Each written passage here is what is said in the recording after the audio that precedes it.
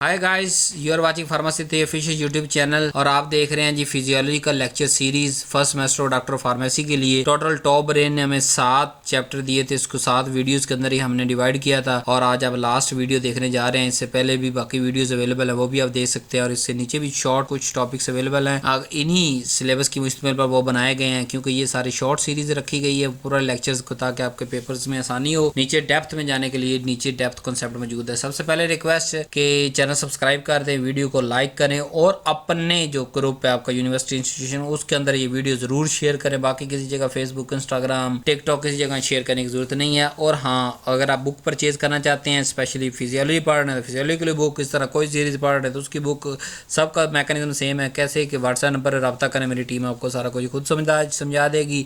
नहीं तो वेबसाइट भी नीचे हर स्लाइड के नीचे लिखी है, इस वेबसाइट पे जाएं और ऑर्डर करें। ऑर्डर करके स्क्रीनशॉट इस व्हाट्सएप नंबर पे सेंड करें और जो है वो टीम आपको आगे कोऑर्डिनेट करेगी। पेमेंट करनी है आपने नॉमिनल सी पेमेंट है, 500 से लेकर 1000 के दरमियान किताबें, 1500 तक। पेजेस पे डिपेंड करता है, 400-500 सफों की पेज किताब थोड़ी सी लेंथी होगी या महंगी होगी। जो थोड़े पेजेस है उस पर जो है वो थोड़ा मतलब जो है वो उस पर है। तो आप पेमेंट करने के बाद आपका वेबसाइट पे न्यू अकाउंट बनाया जाएगा और न्यू अकाउंट के अंदर जो है वो बुक अलॉट कर दी जाएगी जो मर्जी। अब तो आज का हमारा है जी digestion and absorption of food, खाने के हवाले से टॉप ब्रेन ने ये हमें सिलेबस दिया है। आज के लेक्चर पढ़ने के बाद किस काबिल हो जाएंगे कि नंबर 1 आप जीआईटी सिक्रीशन जो भी हो रही है गैस्ट्रोइंटेस्टाइनल ट्रैक्ट के अंदर सिक्रीशन है उसको डिस्क्राइब कर सकेंगे और उस हर सिक्रीशन का अलग से फंक्शन डिस्क्राइब कर सकेंगे। कौन से नर्वस और हार्मोनल रेगुलेशन डाइजेशन के लिए चाहिए होते हैं उसको एक्सप्लेन करेंगे। मैस्टिकेशन, स्वॉल्विंग और गैस्ट्रिक एम्प्टिंग को एक्सप्लेन करेंगे। इंटेस्टाइनल मूवमेंट को पढ़ेंगे, क्यों जरूरी है ये नॉर्मल के लिए और मेडिसिन को अब्जॉर्ब के लिए। बाइल सर्कुलेशन को देखेंगे, डिफेक्शन को देखेंगे और role of enteric nervous system को हम देखेंगे जी। ओवरऑल अगर डाइजेस्टिव सिस्टम की बात करें तो इसका पहला फंक्शन क्या होता है कि इसने फूड को इंजेक्शन ऑफ फूड खाने के लिए and digestion into small molecules और साथ में डाइजेशन भी करता है। इंजेक्शन में भी मदद देता है डाइजेस्टिव सिस्टम और फिर डाइजेशन में, फिर अब्जॉर्प्शन में, फिर एलिमिनेशन में। इसमें माउथ, स्टमक, इंटेस्टाइन, लीवर और पैनक्रियाज जो है मेन ऑर्गन इसके अंदर टारगेटेड होते हैं। हम इस चैप्टर के अंदर मूव कैसे करेंगे, सिक्रीशन पढ़ेंगे और उसके रेगुलेशन साथ में देखेंगे। रेगुलेशन के बाद जो है वो मोटिलिटी देखेंगे और अब्जॉर्प्शन, फिर क्लिनिकल फार्मास्यूटिकल रेलेवेंस, लास्ट में जो है तड़का लगाऊंगा लेक्चर को। सबसे पहले हमारे पास आ गया gastrointestinal secretion. Main organ तो मैंने जैसे आपको पढ़ा दिए कि मसल, स्टमक और intestine, liver and pancreas. Secretion से भी पहले एक प्रोसेस होता है मैस्टिकेशन, च्यूइंग, यानी किसी चीज को चबाना। ऐसा प्रोसेस जिसके दौरान हम खाने को चबाते हैं। इसका मकसद क्या होता है कि खाने को छोटे छोटे हिस्सों के अंदर तोड़ दें ताकि उनका सरफेस एरिया इंक्रीज हो जाए और हमारे खाने के साथ सलाइवा जो हमारे मुंह के अंदर प्रोड्यूस होता है वो मिक्स हो जाए और एंजाइमेटिक डाइजेशन यहीं से स्टार्ट। अब अगर हम गैस्ट्रोइंटेस्टाइनल सिक्रीशन की बात करें तो गैस्ट्रोइंटेस्टाइनल सिक्रीशन ये फ्लूइड होते हैं जो प्रोड्यूस हो रहे होते हैं स्पेशलाइज्ड ग्लैंड से अलोंग द डाइजेस्टिव ट्रैक। पूरे ट्रैक के अंदर जो है माउथ से लेके जो है वो स्मॉल इंटेस्टाइन तक सारे प्रोड्यूस हो रहे होते हैं। इन सिक्रीशन के अंदर हार्मोन्स भी होते हैं, म्यूकस भी होता है, इलेक्ट्रोलाइट भी होते हैं, वाटर भी होता है, ताकि वो जो है वो डाइजेशन को इम्प्रूव किया जा सके, लुब्रिकेट किया जा सके, प्रोटेक्शन की जा सके, अब्जॉर्प्शन की जा सके। फर्स्ट जो डाइजेस्टिव सिक्रीशन है फूड इनटेक के साथ वो सलाइवा होता है हमारे मुंह के अंदर, जैसे अभी प्रोसेस के अंदर पढ़ के आए हैं सलाइवा, और ये बड़ा क्रूशियल होता है इनिशियल फेज ऑफ डाइजेशन के लिए। तो सलाइवरी सिक्रीशन को देखते हैं जी। सलाइवा एक क्लियर स्लाइटली अल्कलाइन फ्लूइड है जो कि सिक्रीट हो रहा होता है ओरल कैविटी के अंदर और प्रोड्यूस हो रहा होता है कंटिन्यूअसली स्मॉल अमाउंट के अंदर और इंक्रीज करता है सफिशिएंटली ड्यूरिंग ईटिंग के दौरान जो है ऐसा इंक्रीज होता जा रहा होता है। और जो है वो salivary secretion is the first step in the digestive process. Digestive process के अंदर सबसे पहली जो सिक्रीशन हो रही होती है वो सलाइवा की हो रही होती है। अब सलाइवा के ग्लैंड को देख लेते हैं। Saliva 3 major paired salivary gland से प्रोड्यूस हो रहा होता है। Parotid gland, submandibular gland और सब लिंगुअल ग्लैंड। एनाटॉमिकल ओवरव्यू अगर इस सलाइवरी ग्लैंड का देखें तो पैरोटिड ग्लैंड क्या होता है, ये लार्जेस्ट सलाइवरी ग्लैंड है और इंटीरियर टू ईयर, कानों के इंटीरियर लोकेटेड होता है और जो है वो सक्रीट करता है मेनली वाटर, सलाइवा और जिसके अंदर बहुत सारे डाइजेस्टिव एंजाइम्स होते हैं। दूसरा ग्लैंड है सब मैंडिब्यूलर ग्लैंड जो कि बेनीथ द लोअर जा के नीचे मौजूद होता है और ये मिक्स जो है वो वाटरी प्लस म्यूकस सिक्रीशन कर रहा होता है जो कि कंट्रीब्यूट करता है रेस्टिंग सलाइवा के तौर पे, एज ए मेजोरिटी के तौर पे काम करता है। तीसरा सब लिंगुअल ग्लैंड जो कि हमारी जबान के नीचे मौजूद होते हैं और ये प्राइमरी म्यूकस सलाइवा सिक्रीट कर रहे होते हैं जो कि लुब्रिकेशन देते हैं खाने को आगे निगलने के लिए। कंपोजिशन कंपोजिशन की अगर बात करें सलाइवा के अंदर जो कंपोनेंट की बात करें तो मेन कंपोनेंट जो है हमारे 99% वाटर होता है जो डिसॉल्व होता है डिफरेंट सब्सटेंस का, ताकि रिमेनिंग पोर्शन जो हमारे पास बचते हैं कंपोनेंट में वाटर आ गया, म्यूकस आ गया, सिलेवरी अमाइलेज आ गया, लाइसोसोम्स आ गए और इलेक्ट्रोलाइट सोडियम पोटेशियम क्लोराइड और बाइकार्बोनेट्स आइन। वाटर का क्या काम होता है? वाटर ये बल्क ऑफ सलाइवा होता है। फंक्शन इसका क्या है कि dissolve the water particles, facilitate the taste perception, कि ये क्या करता है फूड पार्टिकल्स को थोड़ा सा डिसॉल्व करता है ताकि हमें हमारे मुंह के अंदर जायका आ सके चीजों का और हम कहें अच्छा ये तो मीठी है, ये खट्टी है, ये फीकी है, ये तुर्श है, ये नमकीन है, ताजा है, ये बही है। Help from bolus from swallowing. दूसरा कंपोनेंट होता है म्यूकस। म्यूकस जो है ये ग्लाइकोप्रोटीन पे मुश्तमिल होता है जिसको हम कहते हैं म्यूसिन, जिसका फंक्शन होता है कि ये खुराक को लुब्रिकेट करता है ताकि आगे जाते तक लुब्रिकेट होती जाए और कहीं फंसे ना, और ओरल मिकोजा को प्रोटेक्ट करता है कि कहीं हमारी जो है खाने की जो चीज है वो मुंह के अंदर कहीं लग ना जाए, और स्वॉल्विंग निगलने के अंदर काम आता है। सिलेवरी अमाइलेज होता है नेक्स्ट कंपोनेंट। सिलेवरी अमाइलेज ये एंजाइम है जो कि मुंह के अंदर ही कार्बोहाइड्रेट की डाइजेशन स्टार्ट कर देता है। तो इसलिए आपको पता है ना कार्बोहाइड्रेट मैं आपको कहता हूँ बड़े डेंजरस होते हैं क्योंकि इनकी डाइजेशन मुंह के अंदर से शुरू हो जाती है। तो जैसे डाइजेशन होगी अब्जॉर्प्शन शुरू हो जाएगी। क्या करता है? ब्रेक डाउन करता है स्टार्च को माल्टोज के अंदर एंड स्मॉलर पॉलीसेकेराइड्स के अंदर जो है वो उसको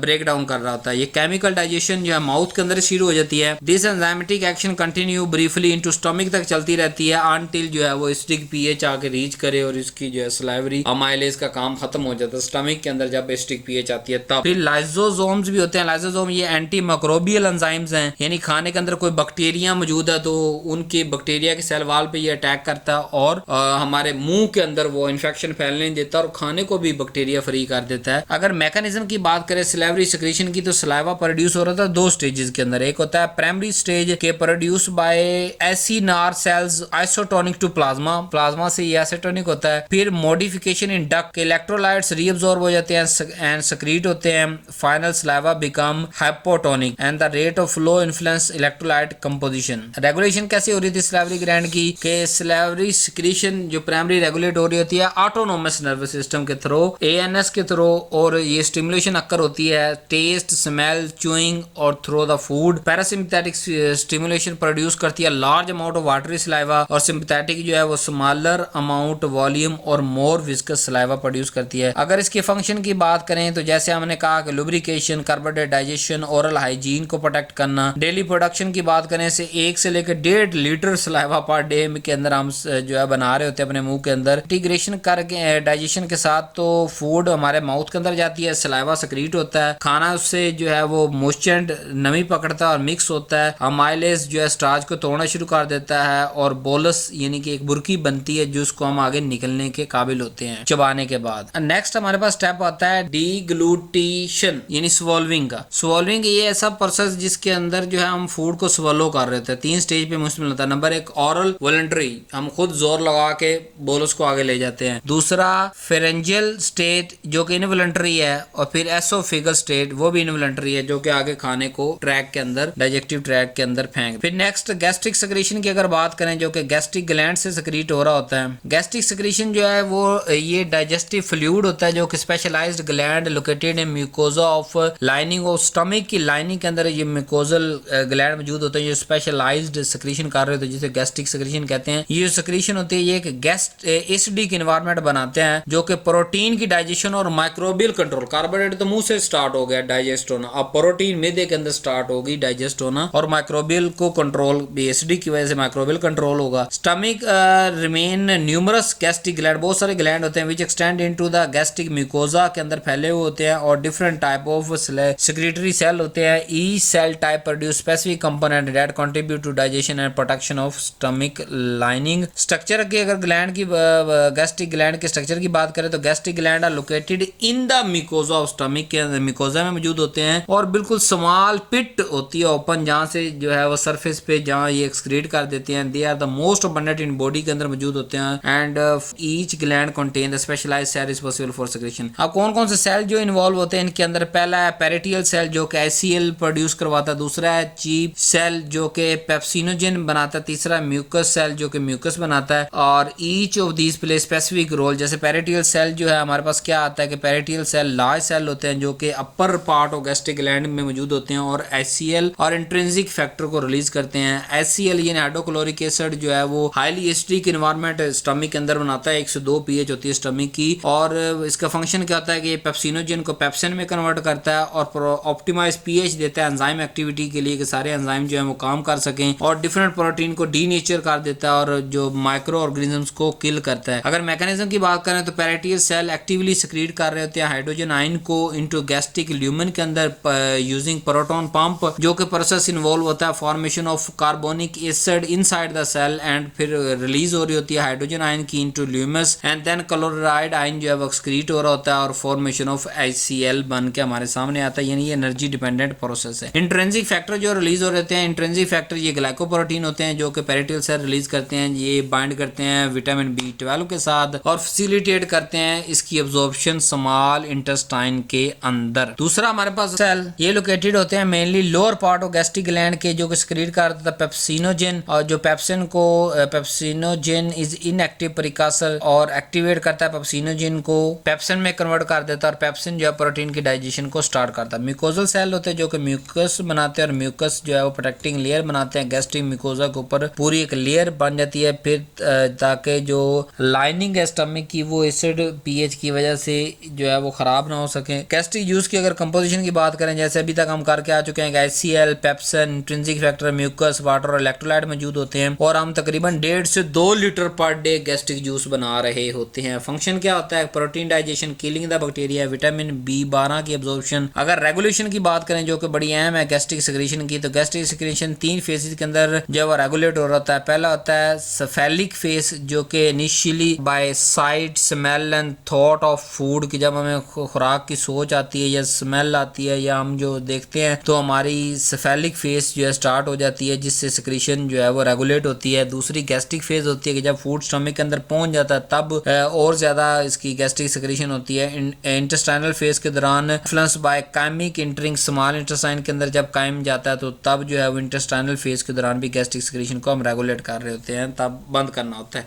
सिक्रीशन जो है रेगुलेट हो रही होती है नंबर 1 न्यूरल मैकेनिज्म के थ्रू, हार्मोनल सिग्नल और लोकल रिफ्लेक्स के थ्रू। इसको अगर इंटीग्रेशन करा विद डाइजेशन तो क्या होगा कि फूड जब स्टमक में एंटर होती है तो क्या होता है कि गैस्ट्रिक ग्लैंड स्टिमुलेट होते हैं, HCl और पेप्सिनोजेन को रिलीज करते हैं, पेप्सिन बनाते हैं और प्रोटीन डाइजेशन शुरू हो जाती है और फूड जो कन्वर्ट होता है उसको हम नाम देते हैं काइम, और वो काइम आगे स्मॉल इंटेस्टाइन के अंदर चला जाता है। अब आगे हम अगर पेनक्रियाटिक बात करें कि पेनक्रियाटिक कौन सी जो है वो सिक्रीशन होती है और कौन सी एंजाइम इन्वॉल्व है और उनका क्या क्या फंक्शन है। पेनक्रियाटिक सिक्रीशन ये भी डाइजेस्टिव फ्लूइड होता है जो कि प्रोड्यूस हो रहा होता है एक्सोक्राइन पोर्शन ऑफ पेनक्रियाज, यानी पेनक्रियाज से बन के जा रहा होता है और ये जो सिक्रीशन रिलीज हो रही होती है ड्यूडेनम के अंदर रिलीज होती है और बड़ा एक क्रिटिकल रोल प्ले करती है प्रोटीन की डाइजेशन, कार्बोहाइड्रेट की डाइजेशन और फैट, इन तीनों के डाइजेशन के अंदर बड़ा काम कर रही होती है। इसलिए जिनका पेनक्रियाज काम नहीं कर रहा होता उनकी ओवरऑल फूड डाइजेशन में भी प्रॉब्लम आ रहा होता है। और pancreas function as both endocrine और एक्सोक्राइन ग्लैंड दोनों के तौर पे काम करता है। एक्सोक्राइन वैसे यहाँ पे जो एक्सोक्राइन पोर्शन के थ्रू जो है वो हो रहा होता है। Exocrine pancreas is responsible for producing the digestive enzyme and bicarbonated rich fluid इधर आ रहे होते हैं। एक्सोक्राइन का मतलब ये होता है कि रिलीज हुआ डायरेक्ट यानी वहां पहुंचा देना, और एंडोक्राइन का मतलब ये है कि वो ब्लड में फेंक देती है और फिर ब्लड के जरिए पूरी बॉडी तक जाती हैं हार्मोन्स। अगर पेनक्रियाज के स्ट्रक्चर की बात करें तो पेनक्रियाज जो मुश्तमिल होता है एसिनार सेल पे और डक्टर सेल पे। एसिनार सेल ये एंजाइम प्रोड्यूसिंग है और जो डक्टल सेल है ये बाइकार्बोनेट सिक्रीटिंग है। सो पेनक्रियाटिक जूस पेनक्रियाटिक डक्ट के अंदर आता है, पेनक्रियाटिक डक्ट से मेन पेनक्रियाटिक डक्ट में आता है और वहां से ड्यूडेनम के अंदर आ जाता है। मैंने कहा कि आप ब्लड के अंदर नहीं गए, ये डायरेक्ट पेनक्रियाटिक डक्ट से ड्यूडेनम के अंदर आके एक्सक्रीट हो गया, इसलिए ये एक्सोक्राइन पेनक्रियाज या एक्सोक्राइन हार्मोन्स हैं जो पेनक्रियाज से यहाँ आ रहे होते हैं। कंपोजिशन की अगर बात करें तो पेनक्रियाटिक जूस जो है इसे मुश्तमिल होता है ट्रिप्सन पे, लिपेज पे, अमाइलेज पे, बाइकार्बोनेट आइंस पे, वाटर और इलेक्ट्रोलाइट पे। डेली सिक्रीशन 1 से 1.5 लीटर पर डे जो है इसकी सिक्रीशन हो रही होती है। और अगर पेनक्रियाटिक हार्मोन की बात करें जो कि बड़े जरूरी होते हैं, थोड़ा डिटेल में चलते हैं। जैसे ट्रिप्सन ये प्रोटीन को डाइजेस्ट करता है, इसकी जो ट्रिप्सिनोजन इनएक्टिव फॉर्म है वो ड्यूडिनम में आते ही एक्टिवेट हो जाती है और ब्रेक डाउन करता है प्रोटीन को स्मॉलर पेप्टाइड्स के अंदर, और फिर पेप्टाइड माउंट ब्रेक डाउन करता है और जो है वो इस तरह प्रोटीन की डाइजेशन होती है। फिर लिपेज जो है वो फैट डाइजेशन है, जो पेनक्रियाटिक लिपेज होता है ब्रेक करता है ट्राइग्लिसराइड को into fatty acid and monoglyceride, work at the surface of fat droplet. Lipase activity is enhanced by the bile salt which emulsify the fat. Lipase जो है वो फैट को डाइजेस्ट करता है, कैसे उसकी सरफेस फैट के जो ड्रॉपलेट उसकी सरफेस पे काम करके, और ट्राइग्लिसराइड को फैटी एसिड और मोनोग्लिसराइड के अंदर चेंज कर देता है। अमाइलेज जो है वो कार्बोहाइड्रेट की डाइजेशन करता है, स्टार्च पे डाइजेशन करता है और उसको पॉलीसेकेराइड्स को डाइसेकेराइड और फिर उसको मोनोसेकेराइड के अंदर चेंज कर देता है। जबकि सलेवरी अमाइलेज जो था वो क्या करता था, वो पेनक्रियाटिक अमाइलेज से डिफरेंट है और ये पेनक्रियाटिक अमाइलेज फंक्शन करता है इन एन अल्कलाइन एनवायरनमेंट के अंदर। नॉन एंजाइमेटिक कंपोनेंट जो आ रहे होते हैं हमारे पेनक्रियाटिक जूस के अंदर वो होते हैं ये बाइकार्बोनेट, ये सक्रीट हो रहा था पेनक्रियाटिक डक्टल सेल से, ये न्यूट्रलाइज कर रहा होता है जो एसिडिक स्टमक से एसिडिक पीएच को उसको न्यूट्रलाइज कर रहा होता है और पीएच को राइज करता है ड्यूडिनम के अंदर और उसको बेसिक यानी 7 to 8 पीएच तक लेके जाता है। अब इसका मैकेनिज्म क्या होता है कि सिक्रीशन का enzyme rich secretion through acinar cells और बाइकार्बोनेट रिच सिक्रीशन होती है डक्टल सेल से, और दोनों को मिलके जो है वो ये जूस बनाते हैं जिसको हम कहते हैं पेनक्रियाटिक जूस। फंक्शन जैसे हम पहले बता के आ चुका हूँ, digestion protein, digestion fat, digestion of carbohydrate, gastric जो एसिडिक पीएच आ रही है उसको बेस में कन्वर्ट कर देते हैं due to presence of bicarbonate ion. और अब होता क्या है कि जब फूड स्टमक से इंटर होती है ड्यूडिनम के अंदर तो वो उसको हम कायम कहते हैं और वो एसिडिक इन नेचर होती है। ड्यूडिनम में जैसे इंटर होती है तो पेनक्रियाटिक जूस रिलीज हो जाता है और एसिड को पहले न्यूट्रलाइज किया जाता है। बाकी सारे जो एंजाइम्स हैं जो पढ़ा के आए हैं वो माइक्रो न्यूट्रिएंट्स को कन्वर्ट करते हैं न्यूट्रिएंट्स जो यहाँ पे फिर अब्सॉर्ब होने के लिए जो है वो रेडी हो जाते हैं। जैसे कि amylase digestion of carbohydrate, lipase digestion of fat, trypsin digestion of protein, तीनों चीजें डाइजेस्ट हो रही होती हैं पेनक्रियाटिक एंजाइम। अब बाइलरी सिक्रीशन देखते हैं जी। बाइलरी सिक्रीशन क्या होती है? बाइलरी सिक्रीशन कॉमनली इसको हम बाइल भी कहते हैं, ये डाइजेस्टिव फ्लूइड होता है ये भी, जो कि लीवर प्रोड्यूस करता है और गाल ब्लैडर के अंदर जो है वो स्टोर होता है और बड़ा वाइट रोल प्ले कर रहा होता है डाइजेशन और अब्जॉर्प्शन और डिफरेंट डाइटरी फैट के अंदर। बिल्कुल मुख्तलिफ होता है पेनक्रियाटिक जूस से। बाइल के अंदर डाइजेस्टिव एंजाइम नहीं होता बल्कि फैसिलिटेट करता है digestion through physical and chemical processing के थ्रू ये फैसिलिटेट कर रहा होता है। इसके अंदर कोई खास एंजाइम मौजूद नहीं होता। तो बाइल की अगर प्रोडक्शन की बात करें तो बाइल प्रोड्यूस हो रहा होता है कंटिन्यूसली बाय लीवर सेल या हेपेटोसाइट्स, हेपेटिक मतलब liver cell. After production bile जो है वो फ्लो करता है थ्रू बाइल कैनालिक्यूलाई से फिर हेपेटिक डक्ट में आता है और वहां पे स्टोर एंड कंसंट्रेट होता रहता है गाल ब्लैडर के अंदर और वहां से ये ड्यूडिनम के अंदर बाइल डक्ट के थ्रू जो है रिलीज हो जाता है। ये तकरीबन 500 से 1000 ml पर डे हम बना रहे होते हैं। इसकी कंपोजिशन के अंदर बाइल साल्ट है, बिलीरुबिन है, कोलेस्ट्रॉल है, फॉस्फोलिपिड है, वाटर है और इलेक्ट्रोलाइट मौजूद होते हैं। हर कंपोनेंट कोई ना कोई फिजियोलॉजिकल रोल होता है। जैसे बाइल साल्ट की अगर बात करें तो बाइल साल्ट ये ड्राइव होता है कोलेस्ट्रॉल से, लीवर के यानी लीवर के अंदर कोलेस्ट्रॉल का मेटाबॉलिज्म होने की वजह से बाइल साल्ट हमें मिलता है। ये एम्फीफेटिक मॉलिक्यूल है, मतलब ये कंट्रोल इसके अंदर एक तरफ वाटर लविंग और दूसरी तरफ फैट लविंग पोर्शन मौजूद होता है। ये ड्यूअल नेचर होने की वजह से क्या करता है कि वाटर और फैट दोनों के साथ इंटरेक्ट कर सकता है। बाइल साल्ट का काम क्या होता है कि ये मल्सिफिकेशन, फैट की मल्सिफिकेशन करता है, यानी कि लार्ज फैट ग्लोब्यूल्स को स्मॉल ड्रॉपलेट में कन्वर्ट करता है, उनका सरफेस एरिया बढ़ा देता है और ताकि लिपेज उस पर एक्ट कर सके और काम जो है वो विदाउट बाइल साल्ट फैट जो है वो इनसफिशिएंटली डाइजेस्ट होता है। बिलीरुबिन की बात करें तो ये येलोविश पिगमेंट है, ये फॉर्म्ड होता है बाय ब्रेकडाउन हेमोग्लोबिन टूट के बिलीरुबिन बनती है और बिलीरुबिन फिर हमारे बॉडी के अंदर काम आ जाती है। हेमोग्लोबिन तो सारी जिंदगी इस्तेमाल होती रही, टूट के बिलीरुबिन बनी और बिलीरुबिन फिर हम डाइजेशन के अंदर इस्तेमाल करना है। तो इंसान के अंदर कोई भी केमिकल बेकार नहीं है, ये भी एक्सक्रीट होता है बाइल के अंदर और जो है वो फीसी के through as it is bilirubin हम एक्सक्रीट कर देते हैं, इसीलिए हमारा जो कलर है स्टूल का वो भी इस बिलीरुबिन की वजह से येलो होता है। कोलेस्ट्रॉल की अगर बात करें, कोलेस्ट्रॉल भी बाइल के अंदर एक्सक्रीट हो रहा होता है as a part of normal metabolism के थ्रू और ये एज ए प्रिकसर होता है फॉर बाइल साल्ट सिंथेसिस के लिए और सक्रीट होता है बॉडी का थ्रू बाइल और कोलेस्ट्रॉल रिमेन डिसॉल्व रहता है into bile due to presence of bile salt and phospholipid. अगर अगर बाइल के फंक्शन की बात करें कि जो है वो the primary digestive function of bile is facilitate the fat digestion and absorption, यानी कि एमल्सिफिकेशन ऑफ फैट करवाता है, फिर फॉर्मेशन ऑफ माइसेल्स, और जो है इंटेरोहेपेटिक सर्कुलेशन की अगर बात करें तो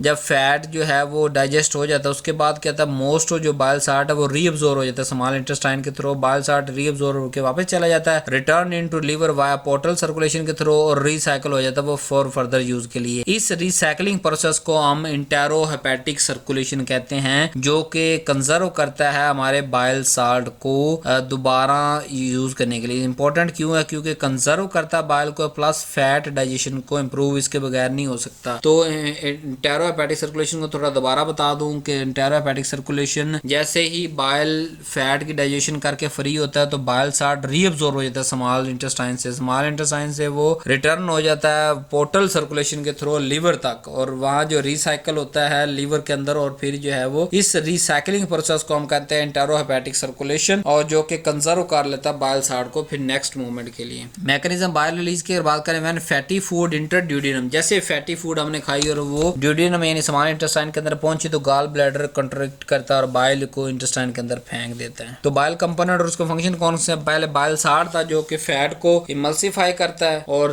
नेक्स्ट कंपोनेंट था हमारा बिलीरुबिन जो कि पिगमेंट सेक्रीशन के तौर पे काम करता है, कोलेस्ट्रॉल जो है वो एक्सक्रीटरी पाथवे के तौर पे काम करता है, और वाटर जो है वो मीडियम फॉर ट्रांसपोर्ट है। अगर ओवरऑल हम देखेंगे जैसे फैट कंटेनिंग मील आएगा ड्यूडेनम के अंदर तो बाइल रिलीज होगा, फैट इमल्सिफाई होगा, लिपेज उस पे काम कर सकेगा, अच्छे से माइसेल बनेंगे, लिपिड अब्सॉर्ब हो जाएगा और बाइल अपना काम करके वापस क्विकली जो है वो इंटेरोहेपेटिक सर्कुलेशन के थ्रू वापस चला जाएगा। अब यहाँ मैंने ये कहा कि ये फिजिकल और केमिकल डाइजेशन करवा रहा है, यानी बाइल के अंदर कोई केमिकल ब्रेकडाउन तो नहीं करवा रहा है, ये सिर्फ फिजिकल डिस्पर्शन को जो है वो या मैकेनिकल एक्शन को अलाउ करता है कि एंजाइम अपना प्रॉपर्ली फंक्शन कर सके। सॉल्विंग था, फिर हमने पढ़ा गैस्ट्रिक सेक्रीशन उसकी रेगुलेशन पढ़ी, फिर पैनक्रियाटिक सेक्रीशन उसकी रेगुलेशन पढ़ी। नेक्स्ट हमारे पास स्टेप आता है गैस्ट्रिक एम्प्टिंग, यानी movement of food from stomach to small intestine जब चला जाता है ये रेगुलेट किया जा रहा होता है बाय नर्वस सिस्टम, हार्मोन और slow emptying to improve the digestion. फिर इंटेस्टाइनल मूवमेंट होती है जो कि दो तरह की होती है, पेरिस्टालसिस मूवमेंट होती है और सेगमेंटेशन मूवमेंट होती है। पेरिस्टालसिस मतलब फॉरवर्ड मूवमेंट और सेगमेंटेशन यानी मिक्सिंग मूवमेंट जो कि प्रॉपर डाइजेशन एंड अब्जॉर्प्शन के लिए जरूरी होती है। पेरिस्टालसिस की बात करें तो वेव लाइक यानी कि muscle contraction that move the food forward and move the food through the GIT tract आगे लेके जा रहा था। सेगमेंटेशन की अगर बात करें तो ये mixing the movement of intestine की मूवमेंट होती है मिक्सिंग के लिए, इसका फंक्शन होता है कि अब्जॉर्प्शन ज्यादा से ज्यादा हो सके। अब अब्जॉर्प्शन और न्यूट्रिएंट की अगर बात करें तो ये अक्कर होते हैं मेनली स्मॉल इंटेस्टाइन के अंदर, यानी कि अब्जॉर्ब कौन से small glucose, amino acid, fatty acid, vitamin और इलेक्ट्रोलाइट ये सारे अब्जॉर्ब हो सकते हैं। फिर हमारे पास होता है जी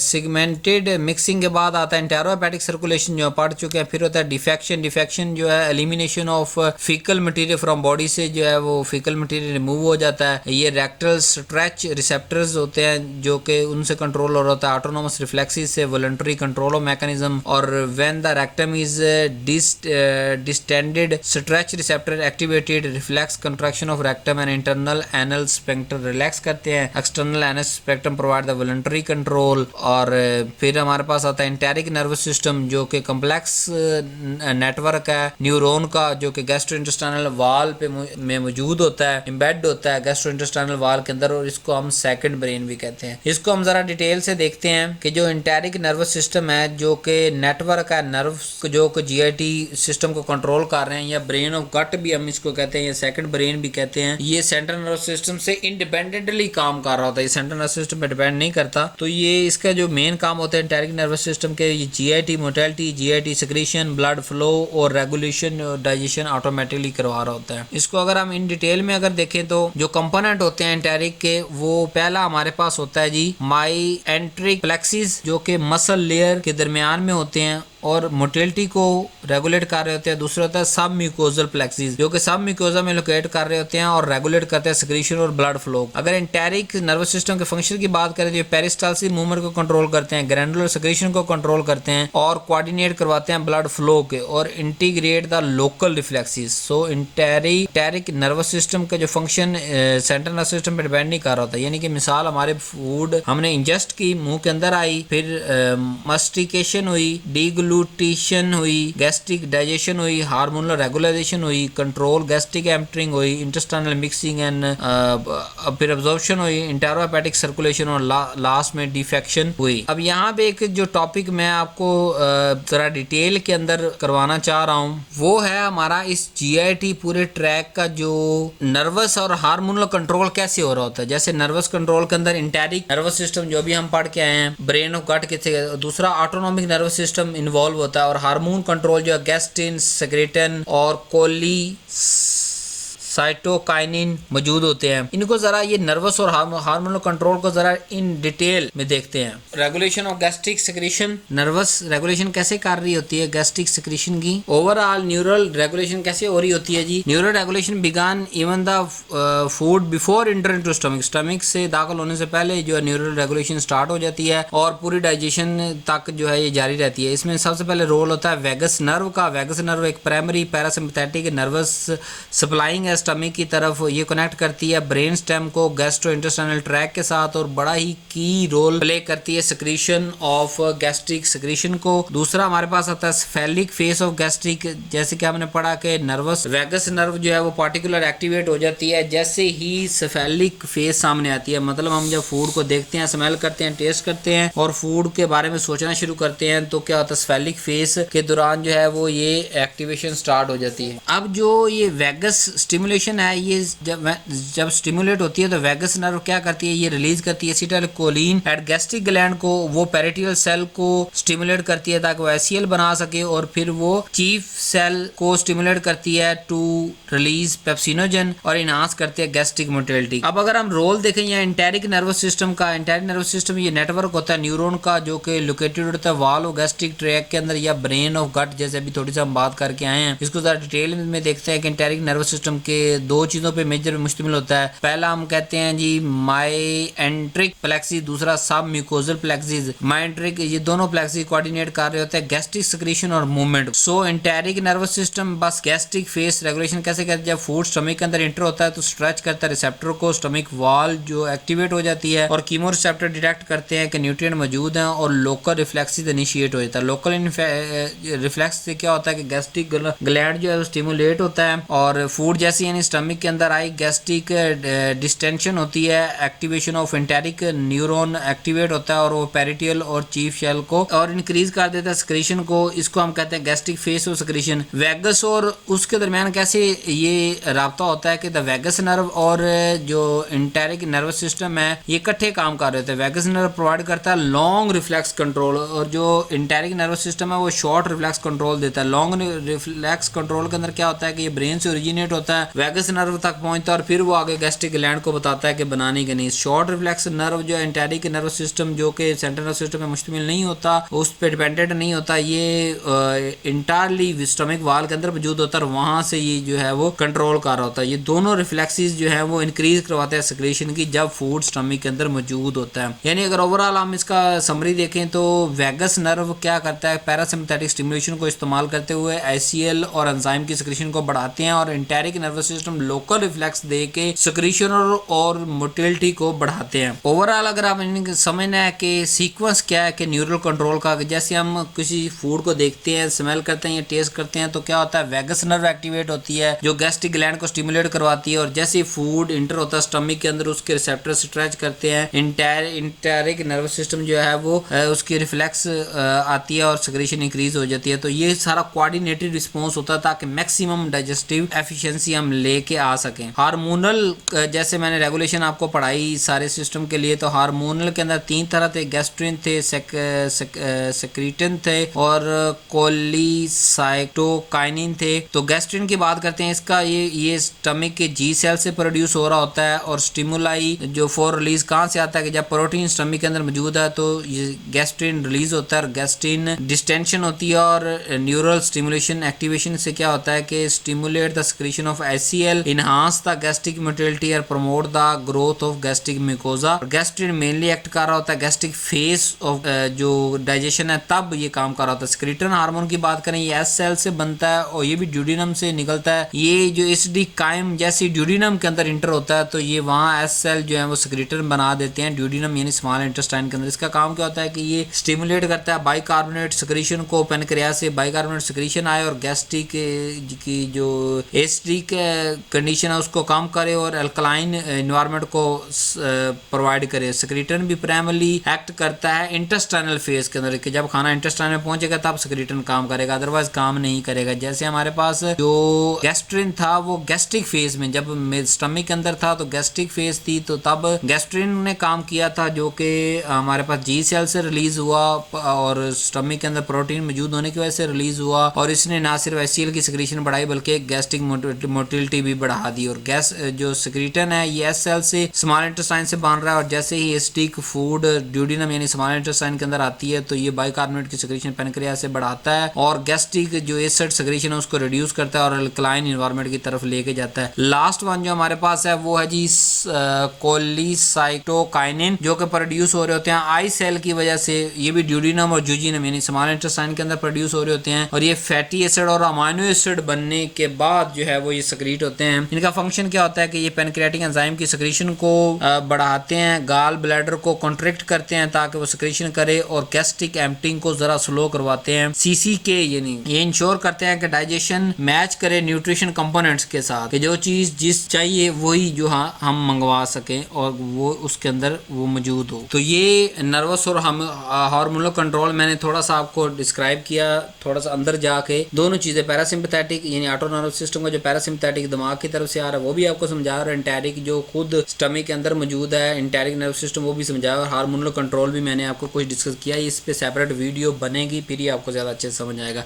साथ साथ एक चीज़ और आप नोट कर रहे होंगे इस पूरे लेक्चर के अंदर मैंने स्टेप वाइज डाइजेशन आपको पढ़ाई है। पहले यानी कि कैसे फूड को हम च्यू कर रहे होते हैं, फिर कैसे सिलेवरी सिक्रीशन होती है, फिर कैसे स्वेलो करते हैं, कैसे गैस्ट्रिक सिक्रीशन बनती है, उसके कंपोनेंट क्या होते हैं, गैस्ट्रिक को कैसे जो है वो कंट्रोल किया जा रहा था। जो अभी मैंने दोबारा वेगस नर्व और गैस्ट्रिन हार्मोन पढ़ाई ये सारे गैस्ट्रिक सिक्रीशन को रेगुलेट कर रहे होते हैं और पूरी 3 फेसेस पढ़ाई उसके अंदर। फिर पैनक्रियाटिक सिक्रीशन के बारे में, बाइल सिक्रीशन, फिर पेटो सर्कुलेशन के बारे में बताया कि ये बाइल किस तरह जो है वो रिसाइकल हो जाता है, फिर गैस्ट्रिक एमिटिंग बताई और फिर इंटेस्टाइनल मूवमेंट जो कि पेरिस्टालसिस और सेगमेंट दोनों चीज़ों पर मुश्तमिल होती है वो पढ़ाया। और उसके बाद जो है वो मैंने आपको डिफरेंट अब्जॉर्प्शन ऑफ न्यूट्रिएंट्स जो कि glucose, amino acid, fatty acid, vitamin और इलेक्ट्रोलाइट थे उसको पढ़ाया। और एंड पे जो है वो इंटेरिक नर्वस सिस्टम जो कि ब्रेन ऑफ गट है और उसका फिर फंक्शन भी आपको बताया मैंने। और जो लास्ट में डिफेक्शन यानी कि जो फीसिस करने का स्टेप है वो भी आपको सारा समझाया और लास्ट में थोड़ा सा नर्वस और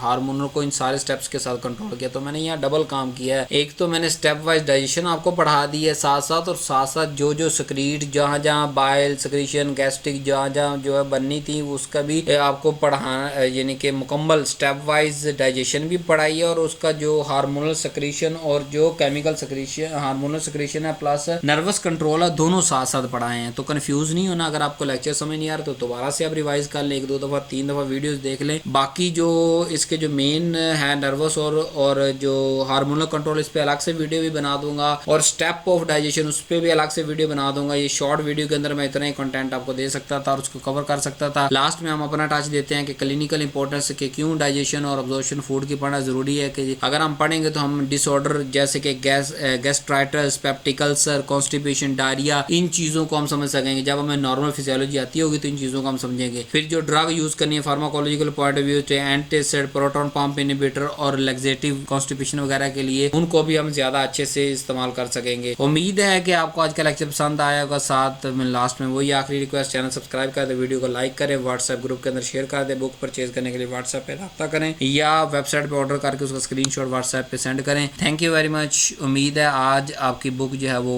ख़त्म हो गई है और आपको पसंद भी आई होगी। और यहाँ पे अगर कुछ कॉन्सेप्ट रह गए हैं तो वो नीचे शॉर्ट वीडियोस मौजूद हैं, उनको जाके देख ले ताकि आपका ओवरऑल फिजियोलॉजी पूरी जो है वो कवर हो सके। मेरा यहाँ यही पर्पस था कि 7 लेक्चर के अंदर आपको कंप्लीट बुक ख़त्म करवा दूँ, प्लस फिर शॉर्ट जो है वो जितने भी इस पूरी बुक के बन सकते होंगे। शॉर्ट फार्मेसी वाले नहीं, जो फार्मेसी डिक्शनरी के अंदर अपलोड करता हूँ, ये स्पेशली सीरीज के शॉर्ट होंगे जो कि डिफरेंट मेन मेन जो कंसेप्ट हैं वो उसको दोबारा एनरिच इन्फॉर्मेशन और नॉलेज के साथ जो है वो आपको मैं बताऊंगा, ताकि जो शॉर्ट कमिंग मेरा ख्याल में रह गई हैं, या जैसे मैंने बताया ना ये एक लेक्चर 2-3 घंटे का लेक्चर होता है, तो इसको मैंने स्क्वीज करके छोटा किया है सिर्फ इसी वजह से कि चलो हम एक दफ़ा सारी बुक रिवाइज कर लें, उसके बाद फिर हम जो है वो कॉन्सेप्ट को दोबारा डिटेल देख सकेंगे। Thank you very much. अल्लाह हाफ़िज़।